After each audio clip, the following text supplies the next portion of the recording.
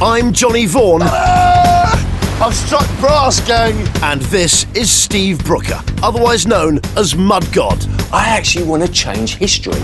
He's one of a select group of licensed amateur archaeologists known as Mudlarks, who scour the banks of the River Thames, searching not for buried treasure, but for hidden history, and whose discoveries have changed our understanding of London forever. There's stuff in that mud that no one's ever seen before.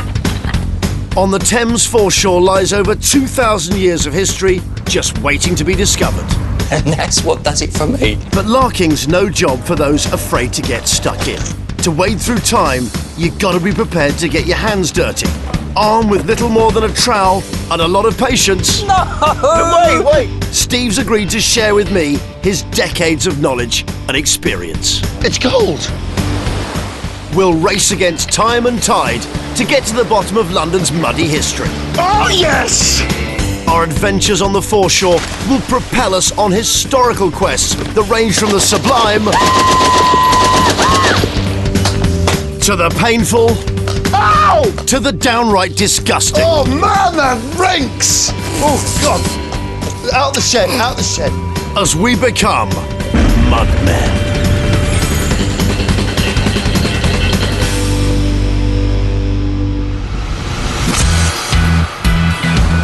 On today's Mudmen, I strike it lucky and get my hands on some big old jugs. This was the container. This was everything in life. While Steve gets to sample some culinary Tudor delights. This is a history show, it's not The Good Father. And a broken piece of pottery leads us to investigate the witch hunts that led hundreds to their death. She's a witch! Today's Mudmen comes from Greenwich, literally meaning village on the green. It's home to the National Maritime Museum, the Old Royal Naval College and the Royal Observatory. Walking along a pavement here feels like stepping back in time. Greenwich has always boasted a very strong royal connection, with a royal hunting lodge and a royal palace existing here since before 1300. It was also the birthplace of both Henry VIII and Elizabeth I. These strong regal connections mean that come 2012 and Elizabeth II's Diamond Jubilee, Greenwich is going to be made one of only 4 royal boroughs. On a personal note, I have to add, I think it's also easily the most spectacularly beautiful place in London, without a shadow of doubt. Good for Greenwich.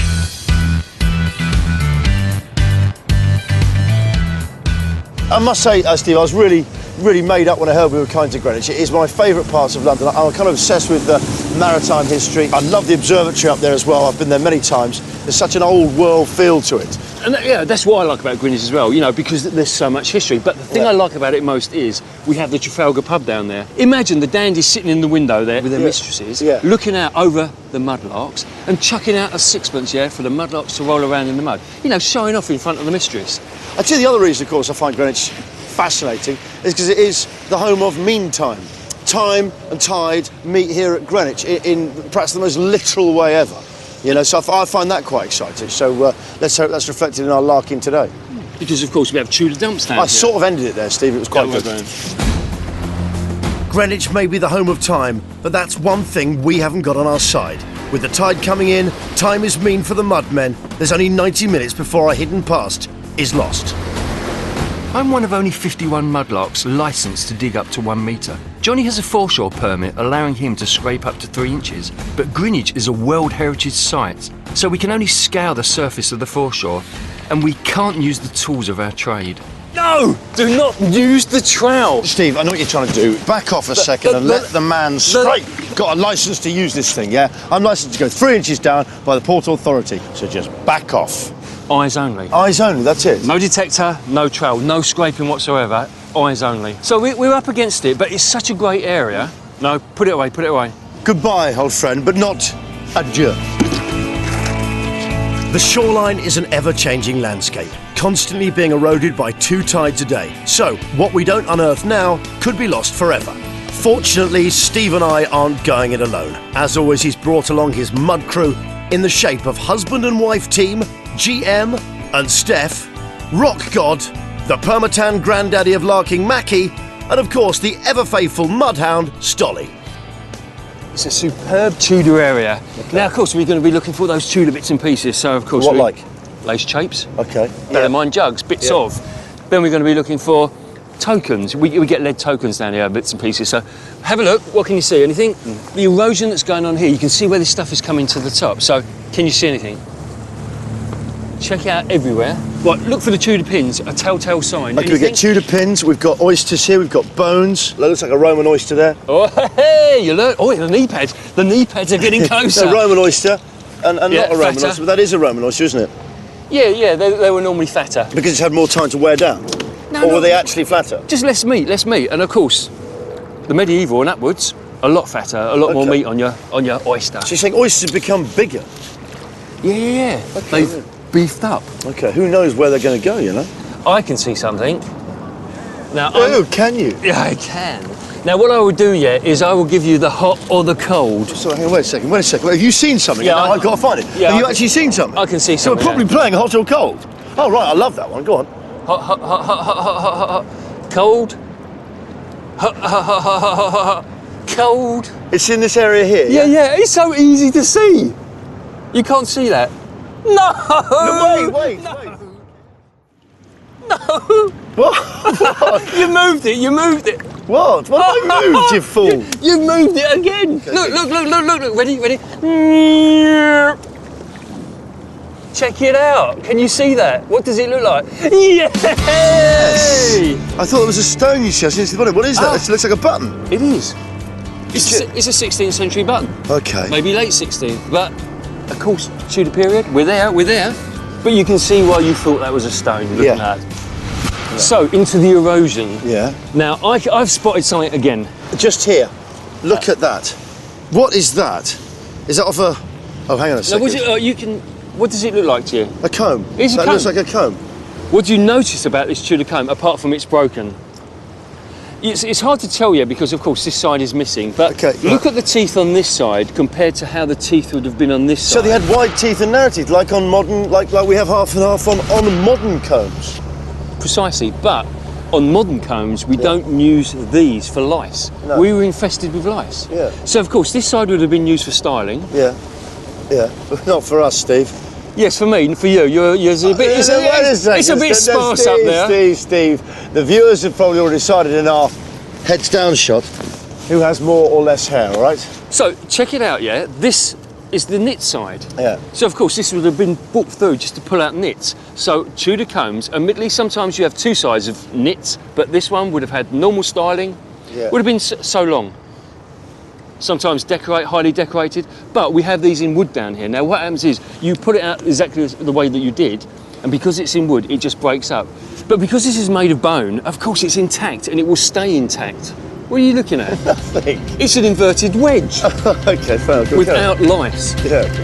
With hardly any time left, I've sent Johnny off to see what he can find on his own, while I check in with my fellow mudmen to see what they found. Jim, it's bucket inspection time. What are you Oh, at? so, yeah, not doing bad as it goes. Had my earliest pipe, Oh, yeah. early 17th, wasn't it? Yeah, it was not 1580 yet, but we're getting there. It's probably about 1600, 1620. But yeah, a really nice pipe. Yeah, I'm chuffed with that. Of course, being a 16th century one, it's not like church wardens, yeah? This thing's only about this long. Yeah. Whereas when we go into the old church wardens, sometimes up to 36 inches. So that's nice. What else you got? 17th century lead token. Oh, lovely. 6 Very mil nice. flower. The old nice petal design. Trading tokens were used between the 17th and early 19th century as a substitute for small change. The token was in effect a pledge issued by individual traders redeemable for their goods. So what else? I'll tell you. Hey, I've spied it. The star find. The star find. Lovely, Bellarmine. And that's a big beast as well. So we're talking age-wise from 15th onwards, I suppose. This is probably like 16th century. And it would have been big. I mean, we're talking the belly on this thing would have been around there. Of course, used for beer, but lovely find, John, really nice. Yeah, chuffed. Show me where you had it from. Was it out there? Sometimes I feel a bit left out because they all find things and I don't. But I was a bit reassured because Steve has told me that when he started doing this, he didn't find anything either, ever. And he was just stunned at people doing it. And then you get Larker's Eye. Got a few lead tokens. Occasionally, larkers have finds up that can be worth a few bob. But for us, it's not about buried treasure. It's about hidden history. I've got a few crossing pellets. And even the most insignificant object can be a priceless clue to our capital's past. Oh, chape, a Tudor chape. Literally just picked that one up with the little mount holes in the top there. Beautiful. So, of course, many uses for these things. We would have had laces coming off of our shirts, off of our jackets, off of our trousers. The equivalent of your shoelace. Exactly, yeah. Your shoelace has them on, so this is the equivalent. But nice find, because, of course, we've got all these Tudor bits and pieces coming up, and it just shows you that Greenwich is a good Tudor area. So what else have you got in there? Looks good? It's a lovely piece there, yeah. More Bellarmine. Yeah. Of course, GM's just had one up, and of course, his would have been about this large. Your one shows the beard, which his doesn't. And then, an even bigger piece. Hey, well, look at the size of that. This is bigger than Imagine GM's. how big that would have been. Like a small football, really. Yeah, really, huge. That's a massive one, yeah. And I don't know if you ever noticed about this, but if you look how horrific that face is to how nice that face is. Well, obviously, each one was individually made, so depending on how you felt that day, you might make him an angry-looking man or a happy-looking... Well, of course, yeah, you think the guy tried to bamboos, so you'd hate this guy. Yeah. So, I mean, this, if I was making it, this would be my Bellarmine. Yeah. Whereas maybe this was his wife. Yeah, yeah. Or his child that made this one. I know. But yeah, but totally different though. But yeah, great finds. But it's just showing you the size of these beasts. Yeah, huge. You know, these guys, it's extraordinary what they can spot. I mean, they can comb a beach and just pull coins off it really easily. And you know, I've done this a few times now, and I still can't do it. So I'm really looking forward to the day I start to get my eye. I'm getting better, but the respect you start to get for these guys is extraordinary. They really have built up a really good eye for this, and you can't fake it. Steve's called time on our scrapeless search, and it looks like I'm going to leave empty-bucketed. But it seems some of Steve's mud skills might be rubbing off on me after all. Hang on a second, what's this? Coming up, Just the first time I've ever seen something. has Johnny finally got his Mudman eye? Our man in the know tells us if he's earned his Mudman stripes. Yay! Mudmen 2, Jeff 0. Down at the River Thames, mud gods Steve, Brooker and me, along with our army of mudmen, have trawled the foreshore at Greenwich in the hope of unearthing London's muddy history. And it looks to me like I finally got a case of the old larker's eye. Hang on a second, what's this? Well done. What's that thing you were talking about, Bellarmine? Cardinal Bellarmine. Is that the actual cardinal there? This is Cardinal Bellarmine on here. Yeah. So if I just wipe it off on the old jacket. This is his face, of course. This is the guy that tried to bamboos. And what's it actually made of? What is that? This is a salt glaze. Okay, it's a salt glazed pot. Yeah, a good find, but it just shows you using your eyes again. You're actually getting your eye in. Okay, that's fantastic, isn't it? You get quite excited about it. Oh. I actually collect these things. I love them. Well, do you know, I'd have to, do you collect them? I do. I have a collection of these. Do you know what? I'm going to go find out about these. Oh, yeah? Yeah, I am, because I find that quite intriguing. I like the fact you get excited. I'm going to put this in my thing there, and I'm going to have a little look about it. I'm going to have a little poke around about it. And so, with my eye in and time and tide waiting for no man, I hear the pub calling. Time to retire to the warmth of the Mudmen HQ and discover the history behind today's finds. All significant finds are proudly registered with what's known as the Portable Antiquities Scheme. But before we do so, we want to find out a little bit more about our booty at our not-so-secret Mudmen HQ at London Bridge. And if there's one man who can tell us whether what we found is significant enough to be registered, it's Jeff Egan, National Finds Advisor at the British Museum and the man to put the facts to our artefacts.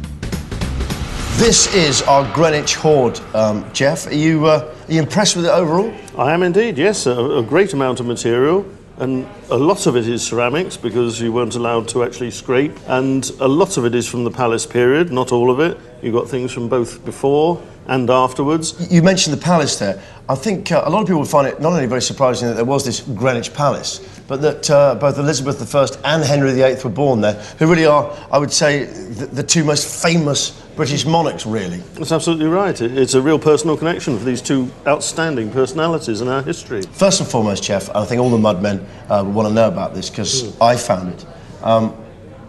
Look at that. Well, that is actually very interesting. As you can see, it is a comb, obviously, but it's a fragment, and the interesting thing about it is it's made of ivory. It's probably 17th century, but the thing about ivory at that date was it was the plastic of its day. This isn't an upper class item. This is a piece of the cheapest material that was available, even though it come from probably hundreds and thousands of African elephants to make up enough for London, let alone the rest of the country. So this doesn't only tell us a lot about sort of London 400 years ago, but really kind of how many elephants there were in Africa 400 years ago. For this to be, you know, a plentiful object for every man to use and enjoy and get his nits out with. But it also shows us the developing empire, of course, the beginnings of empire. So and it's probably the only object that you could pick up from this table and use for its original purpose straight away. Nice observation, Jeff. No, Jeff, I could sew this fly button onto my flies. He's actually right, actually, Jeff, and I could actually use this pin. You could use that pin, okay. And also we could still use that stopper still in the bottle. I could put that in my bottle. Yeah, and also there is a marble there we could still actually play with. I could smoke this, Jeff. Yes, okay. We did him there, didn't we? We had him on the back foot. Yay! Mudmen 2, Jeff 0. Halfway. Well, one of the most interesting things, I think, and one of the most unusual actually, is this bead, which is glass, as you can see. Very colourful thing, but it's quite a large bead for England. This is going to be early 17th century, and actually they were making beads like this in Hammersmith at this time, in the 1630s, I think. And I've never seen one of these from the river before. Have you? So that's really rather a nice find to get that. It's probably not in the European fashion to wear beads like this. Most of these, as far as we're aware, were being traded out to the New World, and maybe intended for the local peoples there, where they would have been quite prestigious, very colourful objects, obviously, to have. Yeah. OK, what else have we got there, Jeff? Well, the other thing that caught my eye was this tankard lid. This is pewter, but here we've rather nicely, we've got M-I-A. M is the surname, I is the husband's name, initial, and A is the wife's name, initial. So that's a married couple. What is pewter? Well, pewter is an alloy of basically lead and tin in these days, a little bit of copper in it to make it stronger. But these days, pewter doesn't have any lead in it for health and safety reasons. Lead was everywhere, wasn't it? Lead was said to be, for the Roman period, one of the reasons that the empire fell. Some people have said that now. Why was whether that's true. They were drinking out of lead pipes for water, lead vessels drinking. Now, one of the things that struck me here, Jeff, just because we're picking things up by eye, is the frequency of these salt glaze pots or jars. Tell me about them. Steve tried to, but go on. OK.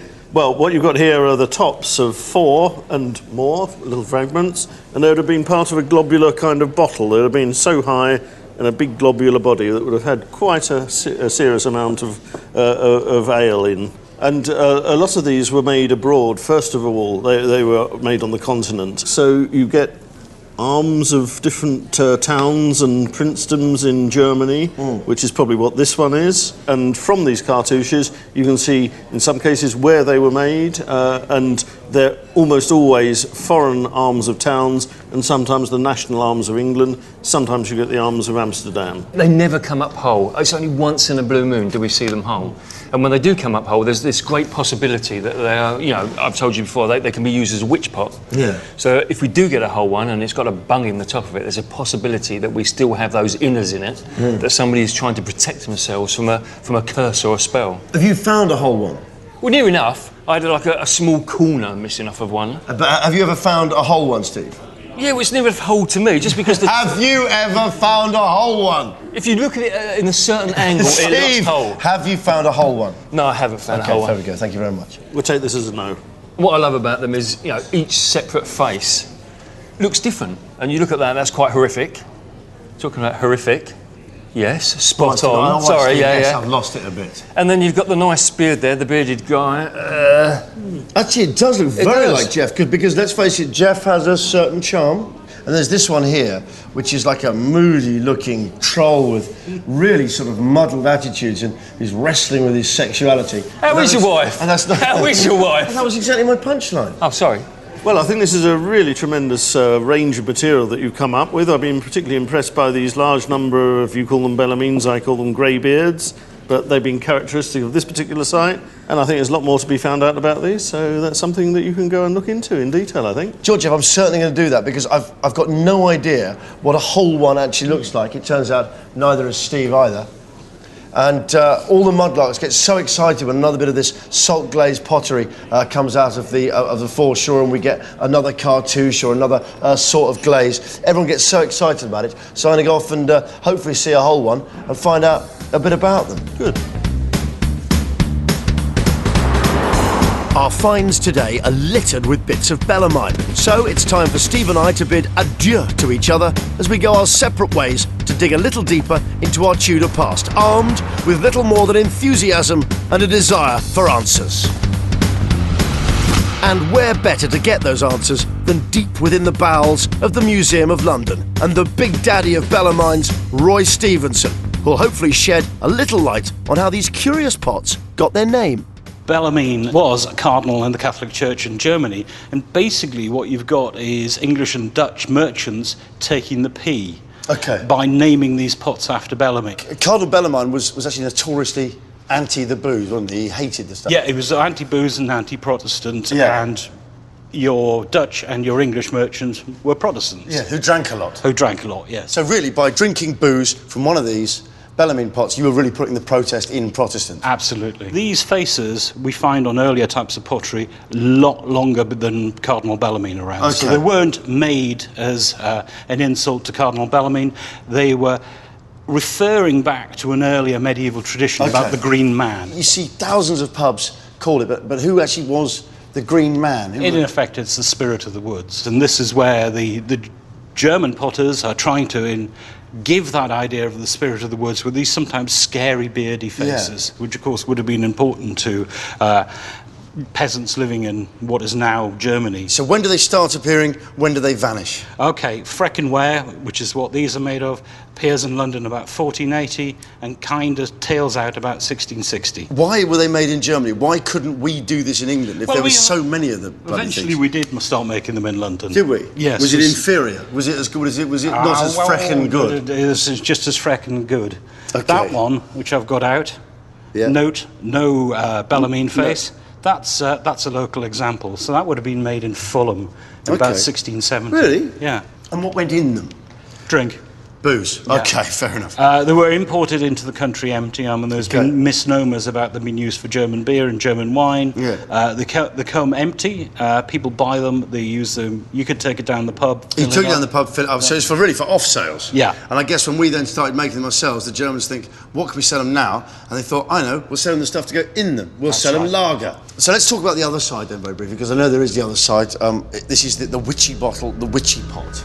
Here we have a pot that has a scary face on it. Yeah. So these lend themselves very nicely to people doing what is in effect 17th century voodoo. Okay. Now what do they do? And tell us about the tradition, because this is why I was a bit wary about touching some of them. Occasionally we find them on excavations. They're buried in the threshold of a household, and there will be a variety of elements within What's in there? Go on, tell me what's in the witchy pot. What's in there? Sometimes we get nails, both metal and finger. We get little cloth hearts with bent pins through them. Really? And so it really is the voodoo thing. Yeah. That's amazing. Pea and hair. Do you know what? I won't actually, because I am really superstitious and already. No, I'll look at it and that's fine. But no. It's no different from any other Bellarmine. No, it gives me the willies. It's all about having a scary face on it and about keeping the bad things away from your home, keeping the unpleasantness from the hearth.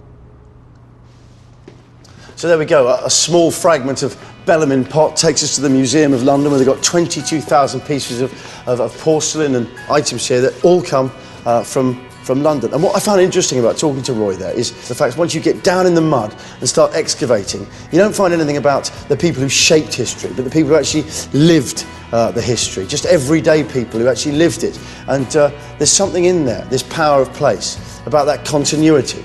Suddenly it's not something distant, someone in a textbook that was a great name that has a statue to him, but someone that just lived everyday life. And somehow you feel much more of a connection there when you've held a pot that someone's weeding or drunk from, but hopefully not both. I'm actually talking of drinking. I wonder what Steve is up to. Coming up, I draw the short straw as I sample some gourmet Tudor food. I'm never ever going to say anything about the wife's cooking, ever.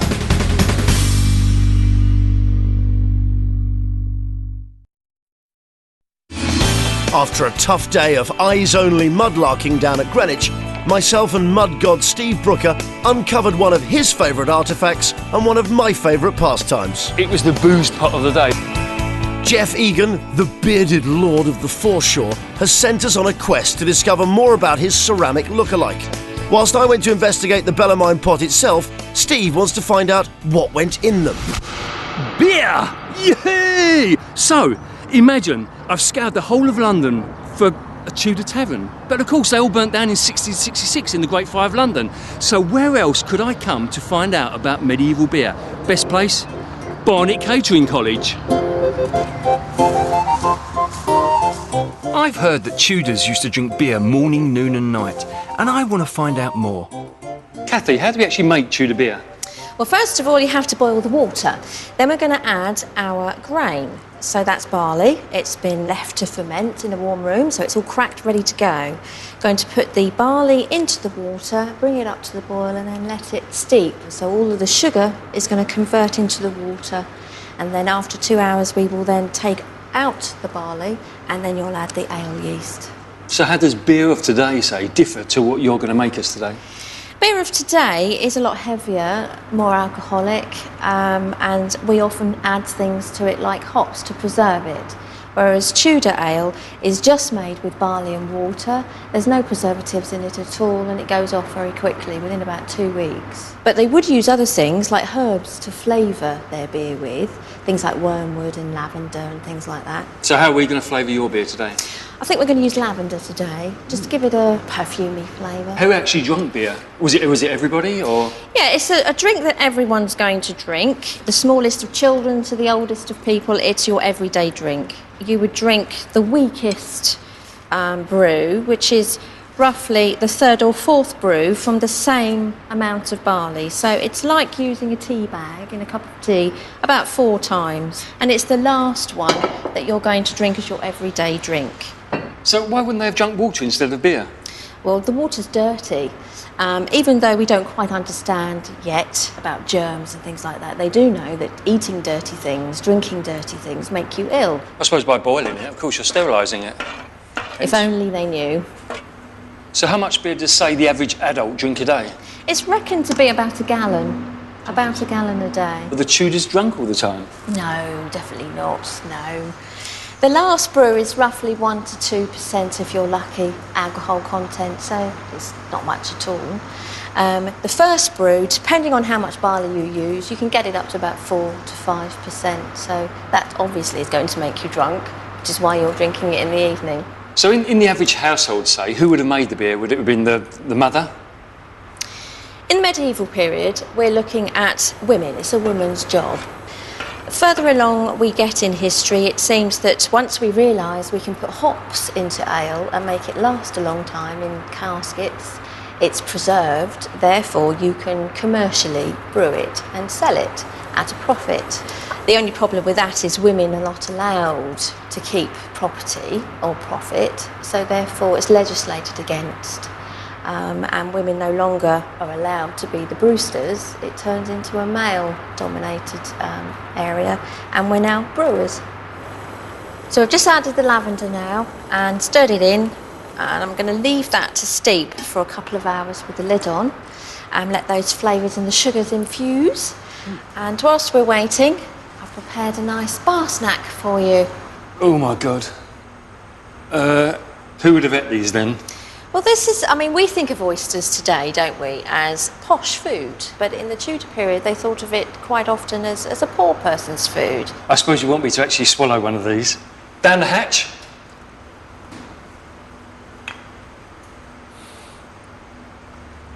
Not good. Oysters may have been the poor man's bar snack, but a rich Tudor's menu was like a medieval Atkins diet, heavy in protein and high in calories. What the hell is that? It's sugar. So it's refined and preserved and made ready in the country where it comes from. So in the 1540s, the Portuguese. But again, that's very expensive that you hold in your hands there. And throughout Henry's reign, it does become very, very expensive, and at one point almost the same price as gold ounce for ounce. Tudors used their precious sugar to make jams and preserves from fruit, which they believed made them ill. And sugar was a status symbol. The richer you were, the more you ate, with obvious consequences for their teeth. The higher up you are in the Tudor scale, your teeth are quite bad. Elizabethans were reckoned to have black teeth. And again, it became a status symbol for you to have black teeth. Nice. Because it showed that you could afford sugar to make these things with, and you ate a lot of sugar, which made your teeth black. And so poorer people would emulate that by making their teeth black from soot from the fire. With so much food around, I'm getting a little peckish. So Kathy's agreed to make me something called lamb with pertinences. Sounds all right. So if you'd like to take off the top of the lid, and you will see what we're going to boil today. This is a history show, it's not The Godfather. So this is our meat, and that will flavour our broth very nicely. It might not look like that now, but it will taste lovely. And this is our head, which we're going to put in. Eyes and brains and things still in there. Along with the sheep's head, Kathy will be boiling its heart, liver, kidneys and windpipe, which she'll flavour with dried fruits and spices to create a hearty broth. OK, so I'm going to go and get this started.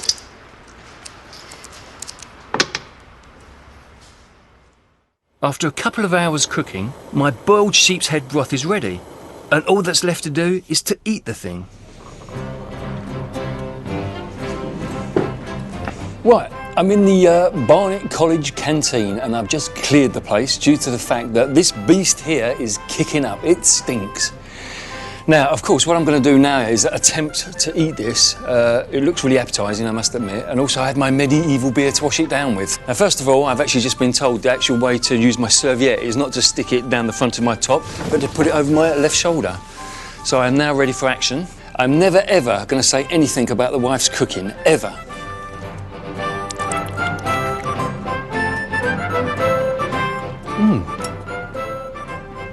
Do you know what? It's not bad. The food itself is good. The beer itself is good. I think it can really catch on. And do you know what, Johnny? I'm going to bring some back for you, mate. It's on its way back to you. Still to come on Mudmen, we get to the bottom of that age-old question, how can one man be so good at finding artefacts if he isn't in league with the devil? He floats! He's at wedge! He's at wedge! Steve, Brooker and I are mudmen. After a morning trawling the foreshore at Greenwich, we were left with a bounty of all things Tudor and gorgeous jugs with a highlight of the day. But aside from holding your beer, the Bellarmine was also used to ward off witches. Using a potent mixture of pea, fingernails, hair and iron pins, the pot would be boiled up on the fire in the hope of boiling the blood of the witch that cursed you. Time for us to find out a little bit more about these so-called agents of Satan. The 16th century was a time of old world superstition and increasing Protestant fervour. Previously there'd been very few laws against witches, who'd been looked upon benevolently as sort of healers. But that all began to change under the reign of Henry VIII. In 1542, an act was passed making witchcraft a crime, ushering in an era of savage witch hunts. Overnight, calamities such as death, plagues and crop failure were no longer natural phenomena, but deemed to be the work of witches. People were paranoid about being possessed or cursed by witchcraft, using myriad of lotions, potions and mumbo-jumbo to protect themselves. Even sometimes the Bellarmine witch pot wouldn't actually protect you. Witches had to go, and death was the only way. She's a witch! Who's a witch? Well, that's what we're going to find out, Brooksy. We're going to find some witches. See if there's any here that we can dunk. I'm not going to get stitched up on this one, am I? Of course you're not, Brooksy. You're not a witch, are you? I always get Although, stitched up. actually, weirdly, and I say this carefully, they weren't always women. They were blokes. Oh, no. There's no stitch up in this, is there? The whole story of witchcraft is all about fear, not just those being accused, but of course those who passionately believe that the devil is near and that these individuals may well have made a pact with the devil.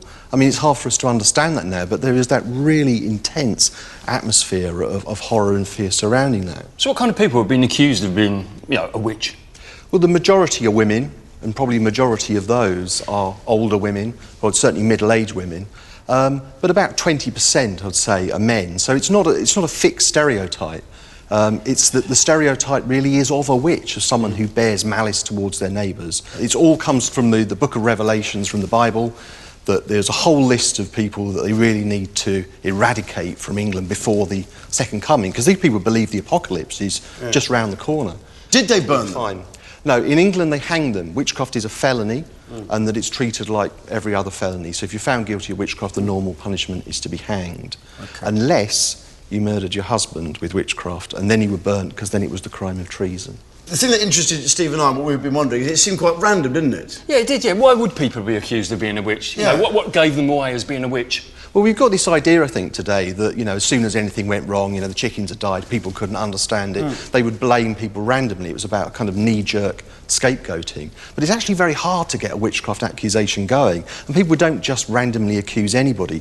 These are often suspicions and accusations that are built up over a very great length of time. Say I thought Steve was a witch. What sort of things would I look at? Well, Steve would, if he were a witch, he would have diabolical familiars that fed on a secret part of his body, on some kind of teat. Okay. So you would strip him and search him and look for that mark. What exactly do you mean by familiar? Well, some witches are seen to actually, you know, cavort around with the devil, but most of them, it's understood they have familiars or imps that take the shape of animals such as cats or dogs or mice. Did you say dogs? No, that's not looking like that. No, I've seen that dog, the Mudhound. Stolly hangs around with you at the beach, definitely. That's just Nick's dog that comes up to me for some reason. No, it comes up to you all the time. Anything else? Have you been feeling at all unwell lately? I have, yeah. In fact, I've got a sort of jaw ache today and actually a slight ear infection. No, this is a stitch-up again. No, I'm saying it's true. I have been feeling slightly ill ever since I started filming with you. Malcolm, tell him I can't do any of this. No, I'm just tell saying, him, Malcolm. You don't know well, you could try saying the Lord's Prayer, and then if you stumbled part the way through, it might be sign that the devil was trying to stop you. OK. So if hypothetically we were accusing Steve of being a witch, purely hypothetically, maybe we should have a bit of a go for a bit of fun. But Steve, we're not going to hang you or anything. This is a stitch-up again. It's not a stitch-up. I'm just saying. It's a stitch-up again. It's not. Go on, just try it. I mean, we're not accusing. I'm saying hypothetically. Let's say we're accusing you of being a witch. So hypothetically, go on, genuflect and give us the Lord's Prayer. Just say. Just take it in your own time. I mean, we're not going to be too harsh on any stumbles or anything. Our Father, that art in heaven, hallowed be thy name. Thou... Ah, he's a witch! I'm not! He's a witch! Take him out! I always stumble! He's a witch!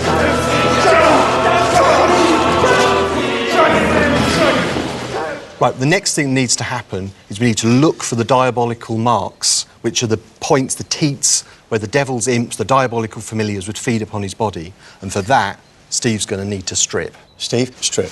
This is a stitch-up, again. It's not a stitch-up. I think we're going to have to do it, Steve. Right, so the sort of thing that the searchers in the 17th century would have been looking for is any kind of unusual mark, like a wart or a mole. Yeah. And often they believed that actually the marks were sort of in a genital area. Whoa here! I don't think we've got to look very far because, hello, right in the middle. That's a nevus. Malcolm, I'm not kidding. Would that qualify?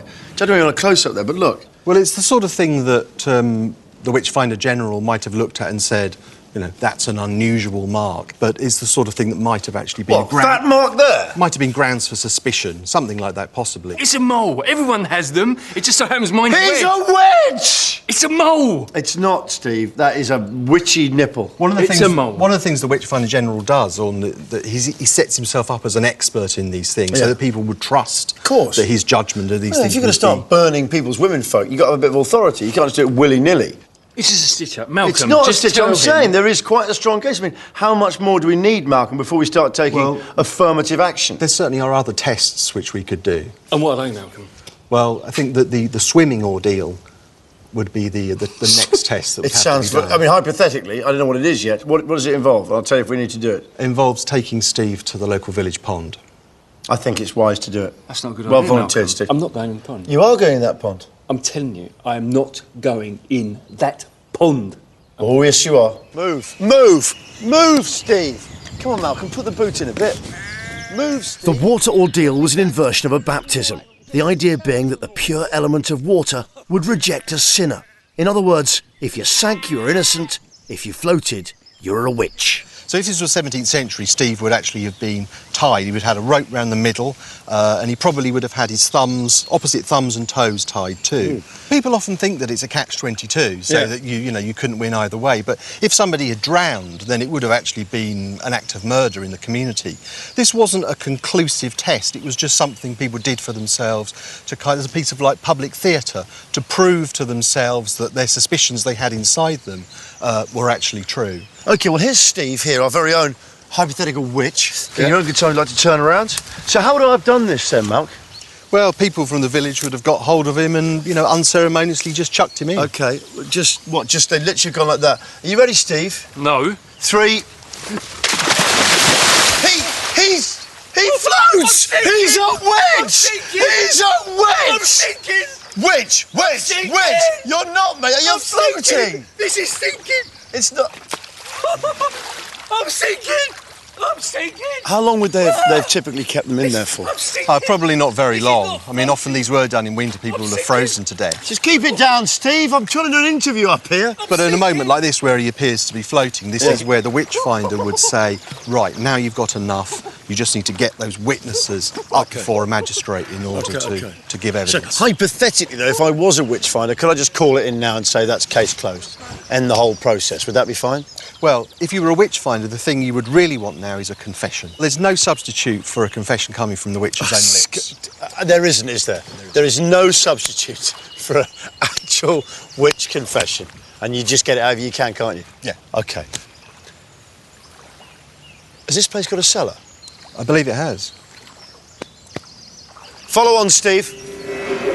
The persecution of witches increased dramatically after the ascension of James I, who feared their dark arts and wrote a book on demonology that included ways to spot a witch.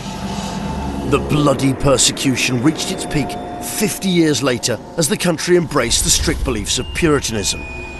The most notorious figure in the witch hunts of the time was the self-styled Witchfinder General Matthew Hopkins. In a 2-year period, Hopkins was responsible for the deaths of over 100 witches, a fifth of all the witches hanged in the 16th and 17th centuries. Witch coming through! A religious zealot, Hopkins was infamous for his cruel and ingenious interrogation techniques.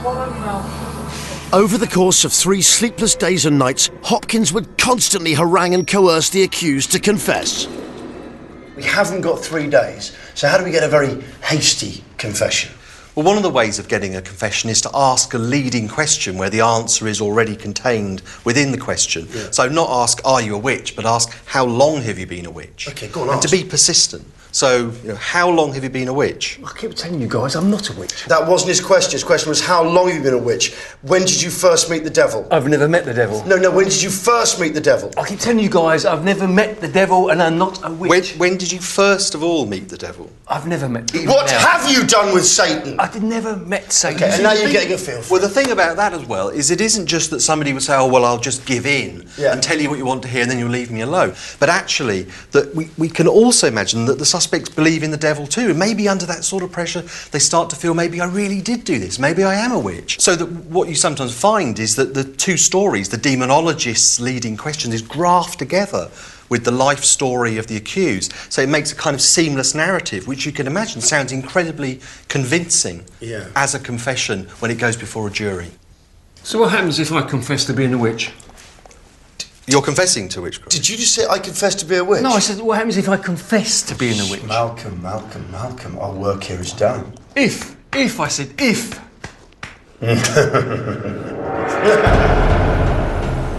After the confession, a witch would be tried in a courtroom.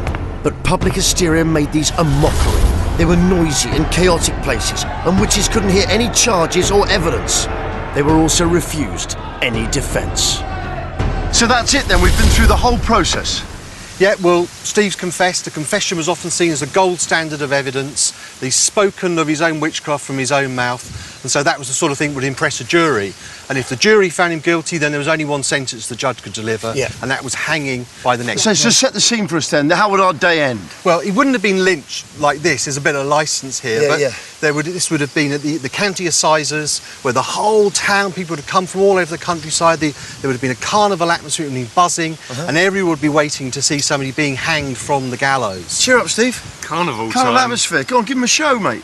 he may well have given a kind of last dying speech to the crowd to edify them, make them feel that they shouldn't follow the sinful path of his life. And then he would have climbed up the ladder and then ready for the hangman to turn him off. Something to bear in mind about this is that, you know, this wasn't the kind of hanging where it broke your neck. This is where you'd actually, you'd strangle Slow, to death. slow. How do you feel, Steve, up there after the trials as the dad? I know you messed around today, but when you actually think about it, and when this actually went on, you know, I was a bit scared today, even in the pond. I don't know, I'm going to swim. Whatever happens, I will swim. So I'm guilty. I'm instantly guilty. And then I would have been dragged over here and I would have been hanged. Well, no, we take you to the cellar first, to be fair, to force a confession. But it's frightening. Well, do you know what, Steve? You've done really well today, mate. You really took one for the team getting in the pond, because that was cold. And you might think I was, you know, I'd have done that myself, if I hadn't had that, you know, that, the ear infection. Colin's going to get a pint. Come on, Matt, we'll take him for a pint. He's been a good lad. Come on, Steve. Thank you very much, Malcolm. That was excellent. Thanks for helping out. Obviously, Steve, we knew you weren't really a witch. You knew I wasn't a witch. Of course I know. That's why you're a hypothetical witch. You know, all the time. Steve, all the time we knew you were a hypothetical witch. There was no way we were actually going to string you up and stuff. It was hypothetics. Obviously, you're not a witch.